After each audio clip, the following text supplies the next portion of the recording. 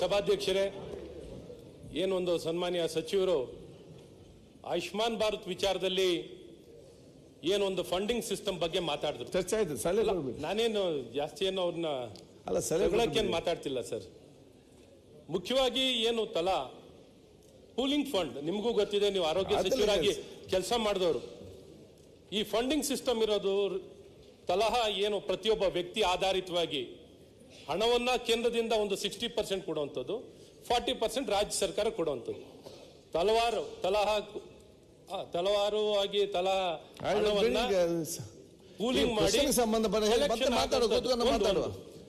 ಇದನ್ನ ಯಾವ ರೀತಿ ಪೂಲಿಂಗ್ ಆಫ್ ಫಂಡ್ ಆಗಿದೆ, ಆ ಪೂಲಿಂಗ್ ಆಫ್ ಫಂಡ್ ಅಲ್ಲಿ ಎಷ್ಟು ಯುಟಿಲೈಸೇಷನ್ ಮಾಡಿದ್ದಾರೆ, ಎಷ್ಟು ಬಳಕೆ ಆಗ್ತಿದೆ, ಬೇಸಿಕ್ ಕಾನ್ಸೆಪ್ಟ್ ಇರೋದು ಇದು ಪೂಲಿಂಗ್ ಆಫ್ ಫಂಡ್ ಕಾನ್ಸೆಪ್ಟ್ ನಲ್ಲಿ ಮಾಡಿರೋದು. ಅವರು ಆರೋಗ್ಯ ಸಚಿವರಾಗಿ ಕೆಲಸ ಮಾಡಿರುವಂತದ್ದು.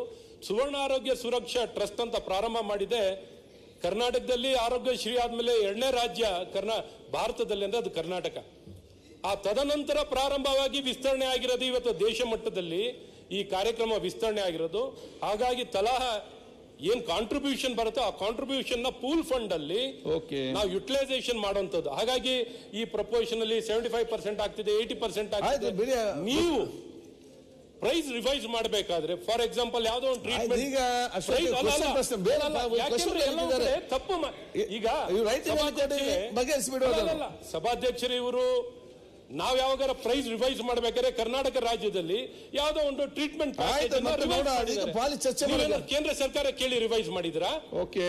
ನೀವಾಗ ನೀವೇ ರಾಜ್ಯ ಸರ್ಕಾರದಲ್ಲಿ ನಿಮ್ಮ ಅಧಿಕಾರವನ್ನ ಬಳಕೆಯನ್ನು ಮಾಡಿಕೊಂಡು ಆರೋಗ್ಯ ಕರ್ನಾಟಕ, ಆಯುಷ್ಮಾನ್ ಭಾರತ್ ಅನ್ನುವಂತ ಎರಡನ್ನು ಕಾರ್ಯಕ್ರಮ ಒಟ್ಟಿಗೆ ಇವತ್ತು ಸದನದಲ್ಲಿ ಒಬ್ಬ ಆರೋಗ್ಯ ಸಚಿವರು ಗೊತ್ತಿದೆ ತಪ್ಪು ಮಾಹಿತಿಯನ್ನ ಈ ರೀತಿ ಇವತ್ತು NHM ಫಂಡ್ ಅನ್ನ ಹೇಳ್ಬೋದು. ಬೇಕಾದ್ರೆ ನೀವು ಸಮಯ ಕೊಡಿ, ನಿಲುವಳಿ ಸೂಚನೆಯಲ್ಲೇ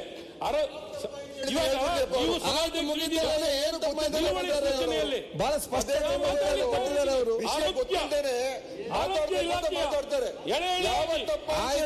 ಆರೋಗ್ಯ ಇಲಾಖೆ ನಮ್ಮ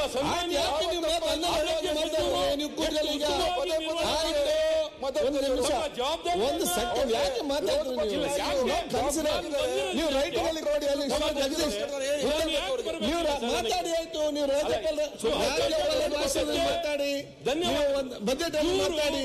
ಈಗಲ್ಲ ಈಗ ಯಾಕಿಲ್ಲ ಜಗದೀಶ್ ಮಾತಾಡಿ ಮುಂದೆ ಹೋಗ್ತಾರೆ. ಆಯ್ತು ಜಗದೀಶ್ ಶಿವ ಗುಡಗಂಟಿ ಸಭಾಧ್ಯಕ್ಷರೇ,